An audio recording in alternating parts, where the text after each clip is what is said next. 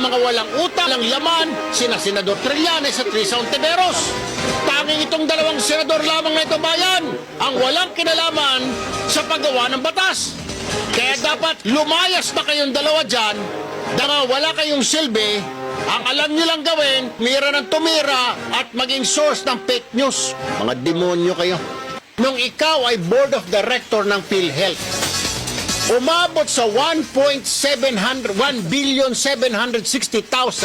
na mga bonus at allowance ang pinamudmud ninyo sa mga sarili ninyo dyan sa PhilHealth bilang mga opisyal. Ipaliwanag mo nga, ha? May approval ba ng palasyo yon? Nabigyan nyo ng mga bonus yung mga pagmumukha ninyo? Ha? 1,760,000? Sige nga, Senador Ontiveros, sagutin mo nga, ma'am. Bakit mananahimik ka? Magaling ka lang magpuna-puna ng mga isoli nyo yung pondo 60 million. Ikaw ngayon tanungin ko, nasaan na yung 1,760 million na pinamudmud ninyo sa mga sarili ninyo bilang opisyal ng PhilHealth noong 2015? Nasaan na? Ipinapasoli na sa inyo ng COA, subalit hindi pa ninyo sinusoli. Wala namang kinalaman itong dalawa na ito. Hindi ito miyembro ng